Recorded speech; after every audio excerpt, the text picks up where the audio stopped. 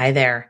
I want to invite you to a super special free live training that I am giving with my friends at QGive on Thursday, July 21st, all about creating a future-proof nonprofit social media strategy. You can register right now for free at www.bit.ly/QGive and Julia.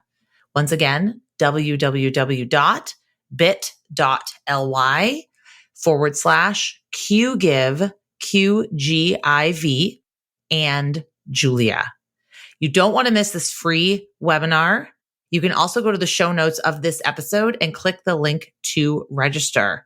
You're going to learn all about how to navigate upcoming digital changes, the 4 pillars of social media management, actionable ways to engage your community, and more. See you on July 21st.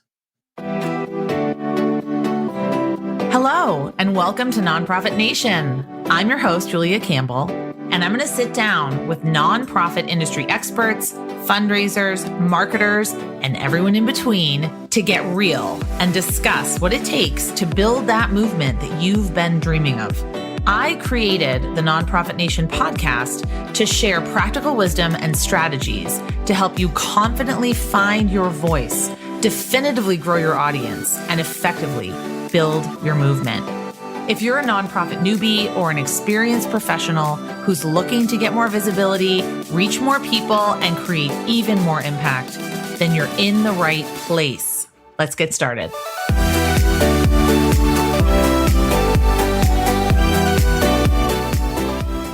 Hello, welcome back to the Nonprofit Nation podcast. I'm your host, Julia Campbell. Really excited to be here with all of you today. We're going to talk about donor relations, donor retention.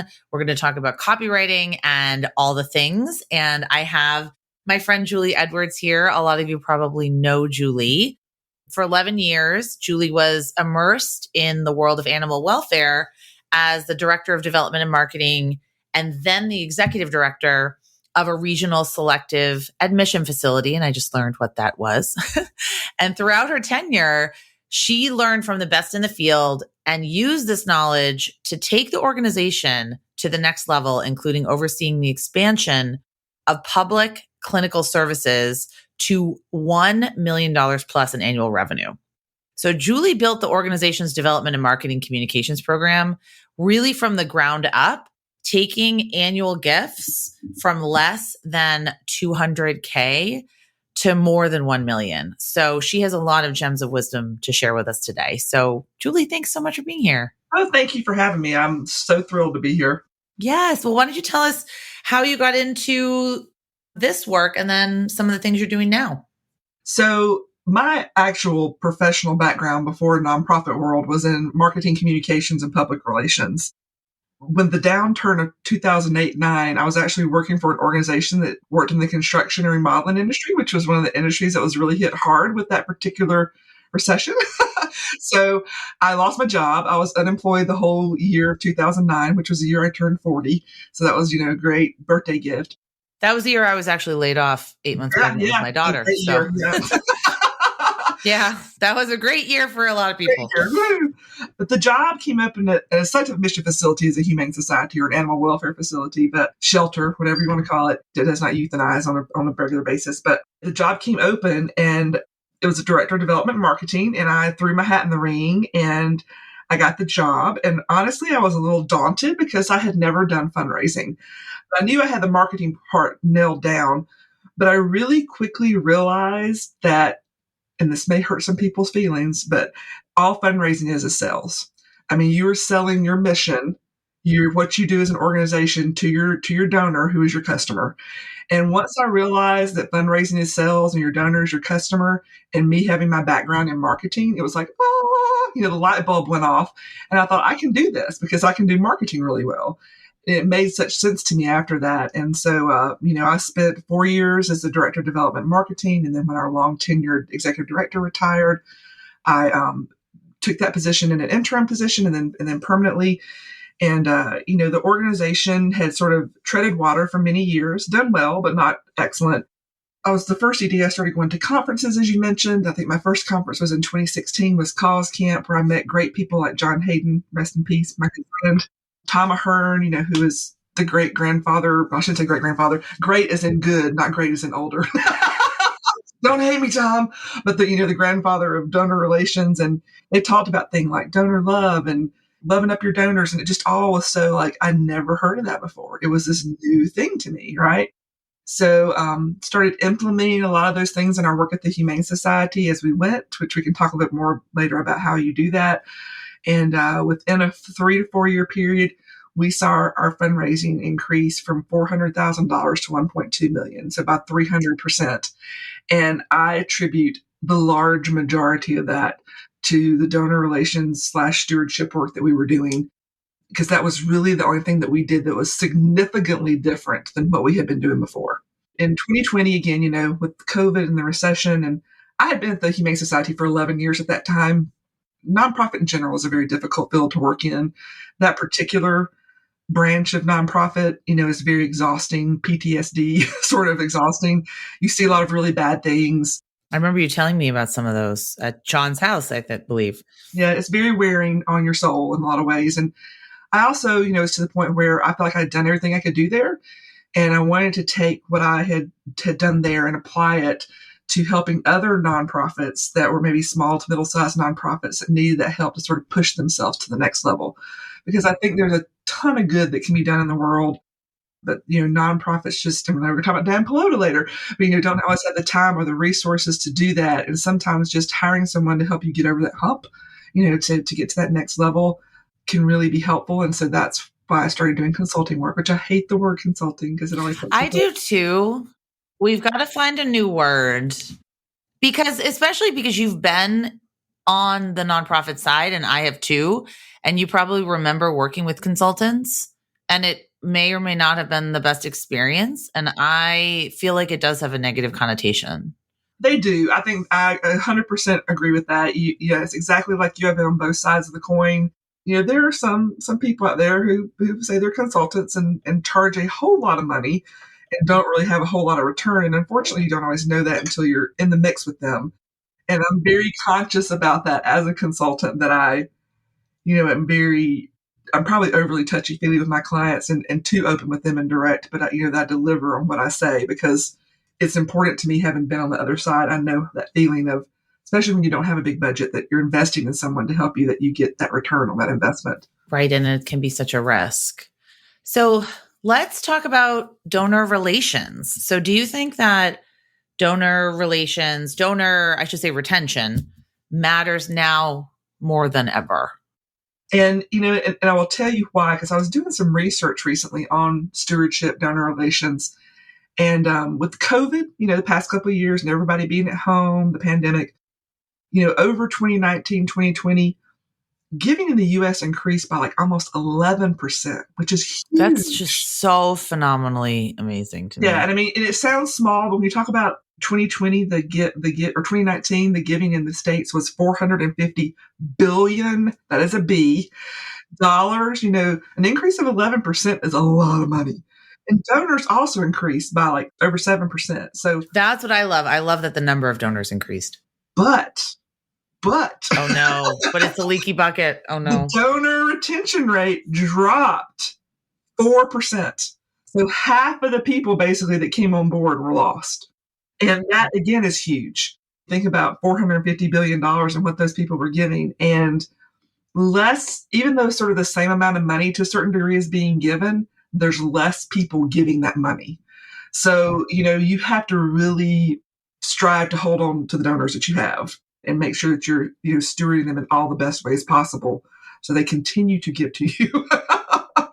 So in your experience, why do you think donors stop giving? And I think this is so important for nonprofits to understand, because we have the curse of passion. We have the curse of knowledge. We think we're doing great work. We're putting our heads down. Maybe we're releasing an annual report once a year. But why do donors stop giving? And I think you really hit the nail on the head there, Julia. I think a lot of people in the nonprofit world, and I did too for a while, think that we're doing the work and the money should just follow the sky. People should just give us the money because we're out here doing the good work and they should just know we're doing the good work, right? They should just know that. People don't know that. And the number one reason why donors stop giving is they don't know how their gift is being used. They don't know what you're doing with their money. You have to tell them what you're doing with their money. And that requires you having to toot your own horn, which is very uncomfortable for people, and especially nonprofits, because you feel like you shouldn't have to do that because of the charitable aspect of your organization. But at the same time, you do have to do that in order to keep your organization, going. It's sort of a juxtaposition in your head. But if you can get past that, I will be honest, it took me a minute to get past that. I had to really talk myself through that and toot your own horn. But you really can't think of it as tooting your own horn. You have to think of it as, I am letting the people that entrust us with their money for our mission know how I'm using their money to the best benefit to help whatever this cause is. And you can't think about it as, self-praise, but as donor stewardship. And when you think of it as donor stewardship, and that you owe them that to a certain degree, like that's their receipt that they want, their receipt of feels, it becomes a lot easier to do it, I think. When you were the director of development, marketing, and then the executive director at the Regional Humane Society, you took annual gifts from under $200K to more than $1 million. And I know a lot of people are kind of probably chomping at the bit to know, what are some of the strategies that you used to accomplish this? The first year when I was the director of development and marketing, I'll be honest, when I came on board the facility, they had 7 events and no traditional fundraising. So basically I was an event coordinator. So I spent my first several years. I think a lot of people can empathize. I basically got rid of all of their events and came up with 2 new events. A gala, which they did not have, like a higher end event to attract a certain level of donor. And then we had an event within the shelter. And so, over the years, because, we all know events is not where money is. That's more fundraising and than fundraising. And then also it's just building the marketing program as far as they didn't have a Facebook presence. And I'm a big believer in focusing on one thing and doing it really, really well than trying to spread yourself too thin. And at that time, Facebook, and to a certain degree, Facebook is still where it's at, market social media wise. And it really depends on your donor, I know, but I just really focused on Facebook and building that audience and, and continuing to build that audience. So didn't do a whole lot. What we did put into place was a direct mail program, which they had never had. And for many, many, many years, that is where a lot of our donor acquisition came from. And I know we're going to talk about that a little bit later as well. So really, the first couple of years was sort of, quote, easy because they had nothing. So putting anything into place sort of made it happen. Mm-hmm. It was just right. Anything's better than nothing. Yeah, like, we're here, give us money. But then, at a certain point, yes, you have to start. So again, when I became ED and sort of the first couple of years, we had to do some restructuring, reorganization of the house internally. And then when I turned my focus much more so toward the fundraising, again, at that time, we were around $400,000 a year in fundraising. And again, started going to conferences and learning from the great people out there. And really, again, started putting that into play. And I don't know how much you want me to go into like steps at this point. Yes, you can. Oh, I know my people love steps. Yeah, so when we went to our first conference again in 2016, and it was Cause Camp. And at that time, I took my director of development, who was very newly hired. She'd only been there 5 months. And she did not have a development background either. She had a sales background. And again, that goes back to sometimes I think it's better to hire a development person who has sales experience, because people who have sales experience know how to sell, and you can teach them the development part of it. So we went to the conference, and it was like, lots of light bulb moments, as I said. And we sat down on the last day, and I said, if I'm going to pay and use our organization's resources for us to go to conferences, we are not going to go back and forget all that. I mean, I see so many organizations do that. They come out this next year and they have the same problems. And I said, so we literally sat down and wrote down our top takeaways, me and my development director independently. And we sort of did, that's what could we do in 3 months, 6 months, a year. Then we compared them, and a lot of our top takeaways were the same. And we literally plotted out, like, what are we going to do in the next 3 months? What are we going to do in the next 6 months? What are we going to do in the next year until we come back to our next conference? And some of that was based upon resources also to a certain degree. So what do we have the money to do? What do we have the time and staff to do? but we slowly just started implementing steps. Now, those steps can be different for every organization. You sort of have to look at where, what you already have in place and some things you may can grow upon, some things you have to put in brand new. I will say that we didn't do this at the time because we didn't know what we knew later. You had to focus on one thing, as we just said, above anything else. If you were just starting a donor relations program, it is your first time donors, period, nonstop. Because again, as we talked about, retention is so poor. And, if you can get them to make a second gift, their retention rate rises from 20% to 60%. It triples.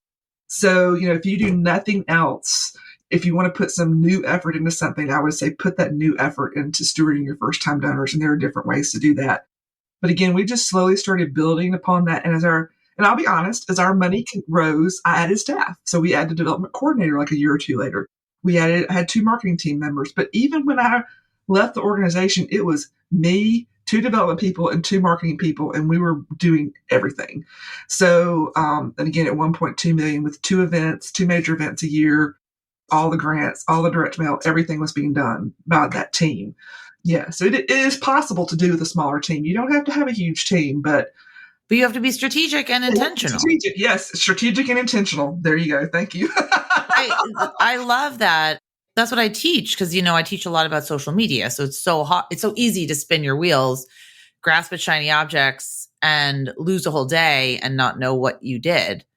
But I love what you said about actually investing, first of all, in staff to build your capacity, then investing in professional development, but not just investing for the sake of it, really being tactical and taking away certain things. And of course, you probably took 20 pages of notes and then maybe 3 pages were actually actionable. And that happens. It spurs ideas. But you created this action plan where you said, okay, we're going to see what is going to be feasible for the next 3 months, 6 months, a year. And I really wish more nonprofits would do that and look at it as an investment in their growth. Absolutely. And I know I will say this, two tangents. First of all, boards are hard. Yes. Yep. And I know it is hard to sometimes, sway your board to making that kind of investment. And I know it is trite, but it is true. You have to invest money to make money. You absolutely have to. You have to invest in your people, and not only in salaries and hiring them, but also in growing and learning more things. Because if we hadn't went to the conferences we did and learned what we did, we would not have made the money we did. I feel confident about that. I'll also say that, on a slightly different note, I met so many awesome nonprofit consultants at these conferences, like you, Rachel Muir, again, Tom Ahern, John Hayden. I could make a long list, and I became friendly with them. And the reason I did was because I would report back to them, like, we had success with your methods. And it was always shocking to me that they would be surprised that we actually did stuff, because they would be like, yes, or we don't hear a lot unless you're working one-on-one with a client. But if you're speaking, it's very hard. I love when people say, I listened to a random podcast or Facebook Live that you did, and I implemented 1 or 2 things from it, and it really worked. I mean, I feel like a lot of the time we don't know the results of a lot of the things that we teach. And I talked to John about that, but I think that's so right. And then you start to become a case study and an example for other organizations because you've had the success. And that's a huge part of the reason why you're trusted, because you walked the walk. And some people may know me because literally Rachel Muir and Tom Ahern, I think I'm all over all of their right? Oh yeah, Rachel, definitely. Yeah, like my examples from when I was at the Humane Society, the things that we did, because our organization became a case study for them because we were implementing a lot of things that they taught. And not only that, but I'll also say this, I have never met someone in the nonprofit sector, consultant, that wasn't helpful. Like if I knew if I reached out to you or Rachel or Tom and asked a question, like, y'all reply. Now, do I take advantage of that? Heck no, because that's rude and disrespectful. Nice. But, almost everybody, if you go to conferences, will say, reach out to me. I'll give you free 15 minutes. I'll give you free 30 minutes. I took advantage of all of those offers. I don't think as many people take advantage of that as they should. They don't. I mean, because people say one person has contacted me about this, and you're like, or you're the only person who's contacted me about this. And it was shocking to me, but I would come back again from those conferences because everybody would almost always offer that after their, whoever was speaking. And I would go through my notes from that session and I would write down questions and I would reach out to them and say, hey, I really loved your session. I had some questions about what you meant by this or this. Can we set up a time to talk? And again, I think, they really appreciated that. I never get off the subject. Well, it's building relationships, which is a big part to bring it back to donor relations. It's being genuinely curious and interested in people.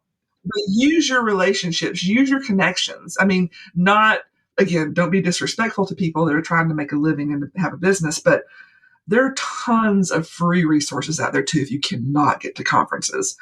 Downloads and podcasts and webinars and all the things. And people, these consultants will usually talk to you or answer a question or two. So you don't have to pay. You don't have to pay to go to conferences. There are things you can do to learn that cost nothing. So what are some of the ways that you recommend? Like, what are some of your best tips on retaining first-time donors? I think first of all, you have to have that immediate, they call it a drip campaign. But what that is that, a series of emails and or print, depending on how you acquire that donor, communication that goes out to them. And this is beyond the acknowledgement / receipt.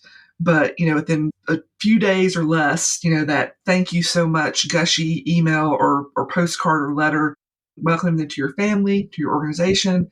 A week or two after that, another letter. Usually that second letter for us was talking about ways they could further engage with us. So like, here's our social media, here's, this, here's how you could foster, volunteer, whatever. And then usually there's a third letter or email that went out. And usually that one was about our monthly giving program. So we would talk about, our monthly giving programs or other ways you could financially support us, but it wasn't a hard ask. And then they rolled into our newsletter file after that, and they started getting our direct mail file. So, but you had to take that time up front. And then in the end, we had a somewhat, I won't say it was complicated, but it made sense to us. But, even if a first time donor gave a certain amount, they got a call from me. If they made which was like $500, they got a call from me. If they made over $1,000, they got a call from a board member. And there are first time donors that would give gifts that big, believe it or not. And then, and some of them got a call from my director of development, some of them got a call from my development coordinator. So it was a tiered strategy, but, phone calls were also part of that. And, depending on their gift, and, sometimes we invited them for tours. I mean, I remember in particular, one gentleman who through direct mail gave a first time gift of $1,000, which is a lot of money for a first time gift. I called him and I said, thanked him for the gift. And I said, would you like to come for a tour of our facility? He said, absolutely. He brought his wife. I had a board member there. We toured him through the facility.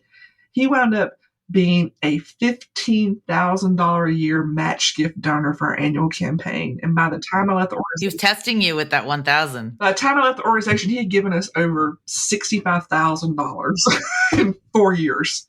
Oh, yeah. That's such a great story. There are other stories like that too, but that's the one that's always, the one that I remember the biggest, the most.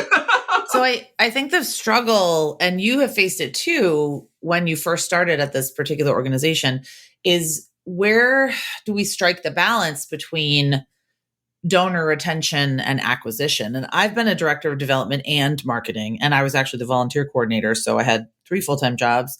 But where do we strike that balance? And I think the answer is probably you need 2 separate people to do it. But how did you strike that balance before you could hire more staff? I mean, if you know anything about fundraising, acquisition is very expensive. But there are basically only 2 ways I've ever been able to figure out that you can acquire donors. And one is through direct mail program and one is organically. And both of those are long haul games. It is going to take you years. But what you can do is when you get those donors is make sure you keep them. So I actually would probably lean more, because retention is also a long game, but shorter. Like it's probably going to take, I think it took us about a year when we started implementing, some of the donor retention strategies to really see that return. And what I mean by that is gifts increasing, frequency of gifts, amount of gifts increasing, frequency of gifts increasing, our retention levels increasing. So all of those things increasing. So it took a little bit of time, but not years like acquisition does. But there's that old children's rhyme about make new friends, but keep the old, for one is silver and one is gold. So I'd always say, your existing donors are gold, your acquisition donors are silver. You need both of them, but you really, I would say, 60 to 70% you need to be focusing on retention, and 40 to 30%, 30 to 40% you need to be focusing on acquisition, because this is a business and it's easier to keep the customer you have and keep them happy than it is to get new ones. Easier and less expensive. And I know that you are an expert in copywriting and communications. I want to ask a two-pronged question. How often do you recommend that people communicate with their donors? And then sort of what copywriting tips do you have to help retain them, make them feel acknowledged and happy? So again, it took me a while to get over this hump, but when I got over it, I realized it was the right thing to do. And I still see so many of my clients and other nonprofits in general being really scared about over communicating with their donors. Let's talk about that. And we sent, for our direct mail, we sent 7 appeals and 3 acquisitions a year and 4 newsletters. It was a very robust program. And we sent a lot of emails. Now, not during the year, but certainly at year end and during certain campaigns, we'd be sending emails multiple times a week. Here's the key. And this again goes back to donor relations. If you are stewarding and your donors properly, and you are doing your donor relations properly, you cannot over communicate with them. If you're telling them fluff, if you're praising yourself but not in a good way, if you are not communicating at all, then all of a sudden you're asking them for lots of money, that does not work. But if you're consistently in touch with them and telling them how they're helping and their money is making a difference, you really can't, in my opinion, communicate with them too much. And that is the difference. So that is the difference. If you've gone all year and haven't done anything and then you send 50 emails in December, I'd be mad at you too. I agree. And this is why I think a lot of Giving Tuesday campaigns fail, and why a lot of donor acquisition campaigns fail, or just a lot of appeals don't do as well, because you have to think about, I see it as putting deposits in a bank. You can't just withdraw and not put deposits in the bank. Is it Tom Ahern? Maybe I know other people probably said it, but he said the first time, like, you can't treat your donors like ATMs. And that is true.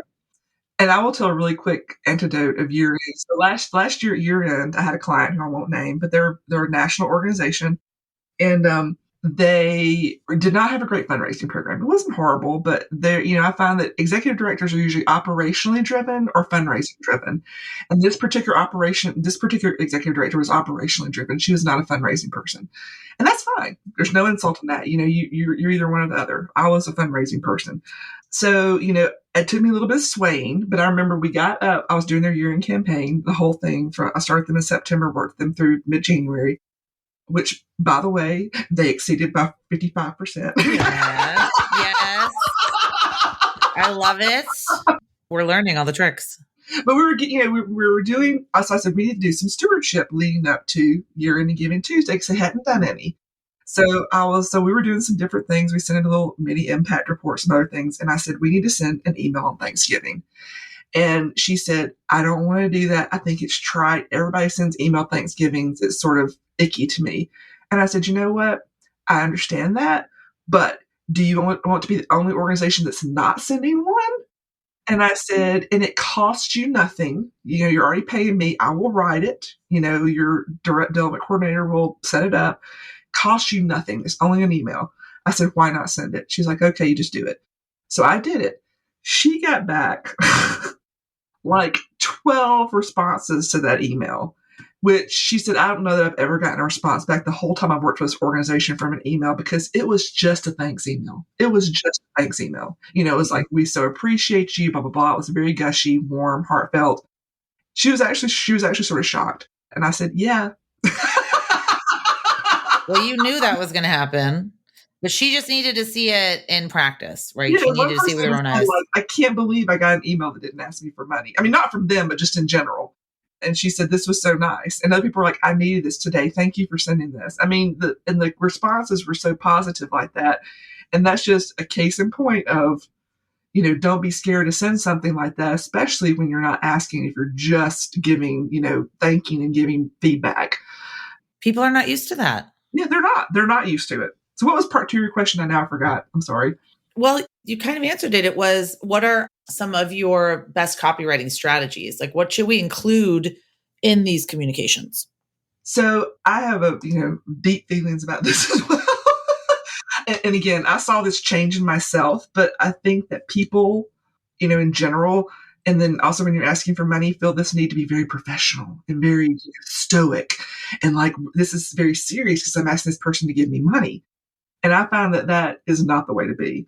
I think that you shouldn't be unprofessional, obviously, but I like to write like I'm writing to my best friend. I personally structure when I have new clients and I'm writing for them, I'm like, this is the way I write. And I need to let you know I write this way because I don't want you to see it and be like, oh, this is not me at all. But I write very warm, very open, very vulnerable. I am not afraid to evoke emotion or even be a little silly because that is how people connect with you. They build that connection with you. Of course, I worked for an animal welfare nonprofit again, but, I would use little silly sayings. Like I would be like, you're possum that, related to my field. But then also at the same time, Shannon Doolittle was one of the best people at the time I felt who really was sort of did a great balance of that silly and fun. And I cribbed a lot of stuff from her. But, like I would say things like, you have a heart of gold, solid gold. That was a Shannon Doolittle line. Totally cribbed it. People love that. Yeah, we see, and I would say, like, we see your heart in our work every day. We see your Oh, heart in I the actually really like that. we see your heart, here. And so, it's a very warm feeling. And people, and if you think, read it like you were reading it and think if it makes you feel good and fuzzy, that's what your donors are kind of feel. Yes. I couldn't agree with you more. And don't let your board read it. Oh, never write by committee. Don't let anyone see it. Just kind of send it. And it's going to get a better response than you think. I don't know where we learned this school of email newsletters where they have to be 7 columns and 45 stories, but they have to be written like a high school newspaper. I don't know where we learned it. I mean, and I was on my high school newspaper, but you don't write an email to your donors like that. No. I mean, I try to write like I'm writing to a friend, to somebody that I love, because I do love them in a way. I mean, I love them for investing in our mission and believing in us.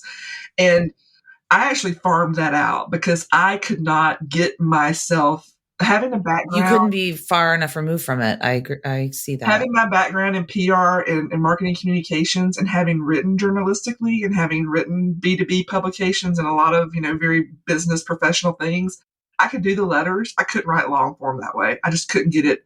So I farmed that out. I farmed it out to someone who did. And, it was a lot of pictures and a little copy and it was very heartfelt. And even her stuff I would read, I was like, that's a little silly, but it worked, by God.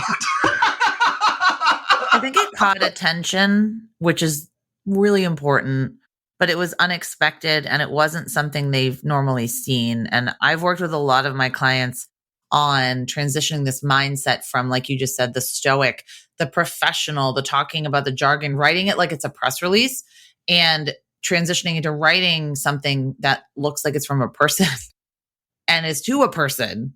Yeah. And I will say this, and this is not for everyone, and this is sort of a tangent, but I do have a Facebook page that is my personal Facebook page. I made the choice when I joined the organization that I was with to not change my page and to allow donors and adopters and volunteers to friend me.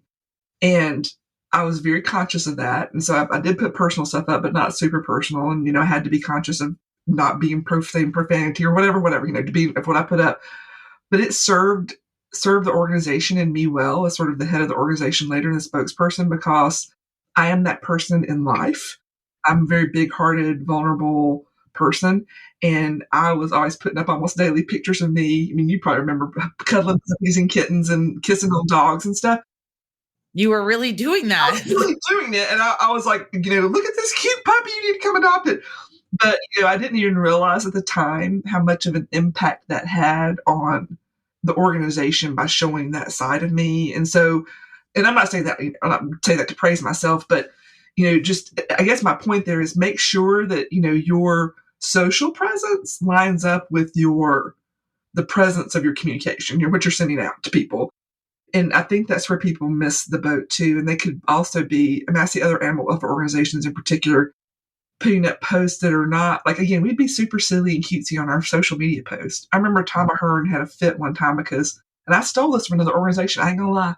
But it was a National Peanut Butter Day, and I had my team write "wolf" backwards in peanut butter on a window, and we let these puppies loose, and they ran up and started licking the peanut butter off.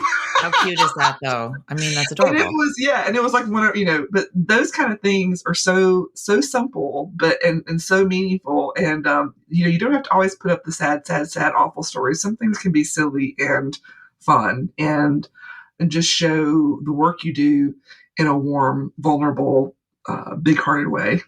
I absolutely agree. I totally agree. Julie, thank you so much. We could talk. I just think we could really talk for hours about this. We're going to have you back on. But I want to know, what's coming next? Where can people connect with you? I'm on LinkedIn, and I don't really, honestly, I've tried to pull back a lot from social because I do a lot of social for my clients and just maintain a work-life balance of sorts. But you can find me on LinkedIn. I do have a website, and I'm sure you will probably putting it up with the podcast at somewhere.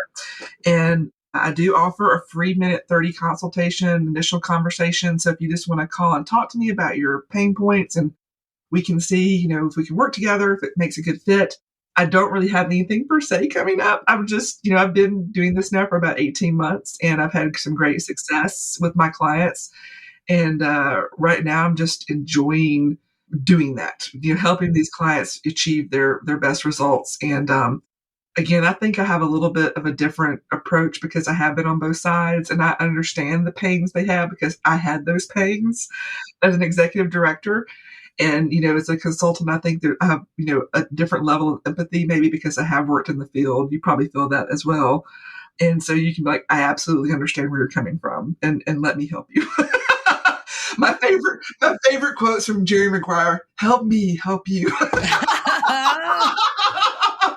I love that movie. Okay, that might be my weekend movie. I almost forgot about that. I love that movie so much. Well, thanks so much for being on the podcast today, sharing all of these fantastic tips. I know a lot of people are going to want to connect with you. So everyone listening, I will post Julie's information, LinkedIn, website, and a link to schedule a 30-minute call with her in the show notes.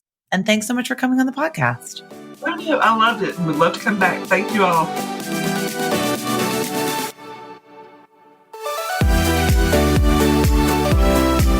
Well, hey there. I wanted to say thank you for tuning into my show and for listening all the way to the end. If you really enjoyed today's conversation, make sure to subscribe to the show in your favorite podcast app, and you'll get new episodes downloaded as soon as they come out. I would love if you left me a rating or a review, because this tells other people that my podcast is worth listening to. And then me and my guests can reach even more earbuds and create even more impact. So that's pretty much it. I'll be back soon with a brand new episode. But until then, you can find me on Instagram at JuliaCampbell77. Keep changing the world, you nonprofit unicorn.